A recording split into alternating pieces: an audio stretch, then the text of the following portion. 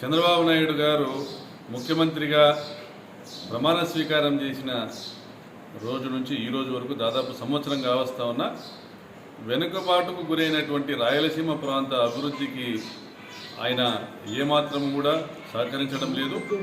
ఈ ప్రాంత అభివృద్ధి అనేది అది కూడా ఒక తన బాధ్యత అనే విధంగా ఆయన వ్యవహరించడంలే. దాదాపుగా 2 లక్షల కోట్ల రూపాయలు రాజధానిలో ఖర్చు పెట్టాలనేటువంటి ప్రయత్నంలో ఉన్నాడు. ఇప్పటికే 1.5 లక్షల కోట్ల రూపాయలు అప్పులు తెచ్చినాడు.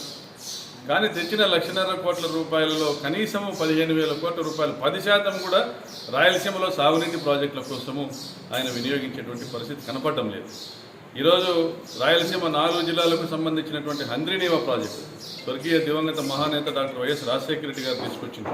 40 టీఎంసీల హంద్రీనీవా ప్రాజెక్టును రాజశేఖర రెడ్డి గారు తీసుకొని వచ్చారు. దాన్ని జగన్మోహన్ రెడ్డి గారు 83 టీఎంసీల వరకు ఎన్హాన్స్ చేసే విధంగా పనులు ప్రారంభించడం జరిగింది. అయితే ఈరోజు మళ్ళీ చంద్రబాబు నాయుడు గారు వచ్చి 40 టీఎంసీలకే హంద్రీనీవాన్ని పరిమితం చేస్తూ ఉండడం మనం అందరం గమనిస్తూ ఉన్నాం. అంటే రాయలసీమ పట్ల ఆయనకున్న చిత్తశుద్ధిని ఈరోజు మనం అందరం కూడా గమనించవచ్చు.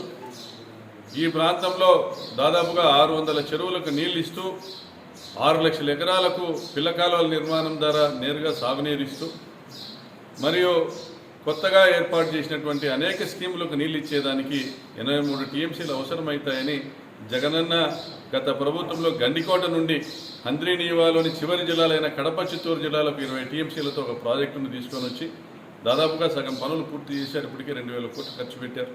చంద్రబాబు నాయుడు ఆ పనులు ఆపేశారు. అదేవిధంగా శ్రీశైలం డ్యాం నుంచి జీడిపల్లి వరకు మొదటి దశను 6,300 క్యూసెక్కులకు వెడల్పు చేస్తూ మరొక 23 టీఎంసీలు అదనంగా తీసుకొచ్చేటువంటి పనులను మొదలుపెట్టారు. చంద్రబాబు నాయుడు గారు ఆ పనులు కూడా ఆపేశారు. అంటే 43 టీఎంసీలను నష్టం చేస్తా ఉన్నారు చంద్రబాబు నాయుడు అనేసి దీనికి నిరసనగా రాప్తాడు నియోజకవర్గంలో రైతాంగం అందరూ కూడా ఈరోజు రిలే నిరాహార దీక్షల ద్వారా, ఆమరణ నిరాహార దీక్ష ద్వారా ప్రభుత్వానికి నిరసన తెలిపేటువంటి కార్యక్రమం చేస్తూ ఉన్నారు.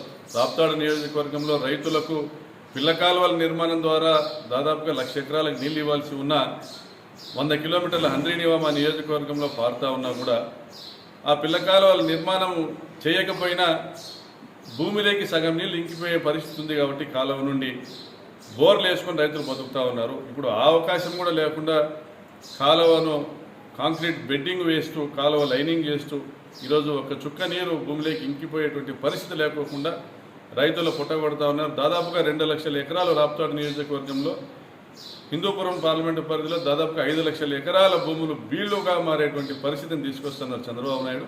దీనికి నిరసనగా జిల్లా వ్యాప్తంగా కూడా నిరసనలు తెలియజేసేటువంటి పరిస్థితి ఉంది. అందులో భాగంగా మొదటిగా రాప్తాడు నియోజకవర్గం నుంచి 29వ తారీఖు నుండి రిలే నిరాహార దీక్షలను ప్రారంభించడం జరుగుతుందని తెలియజేస్తారు.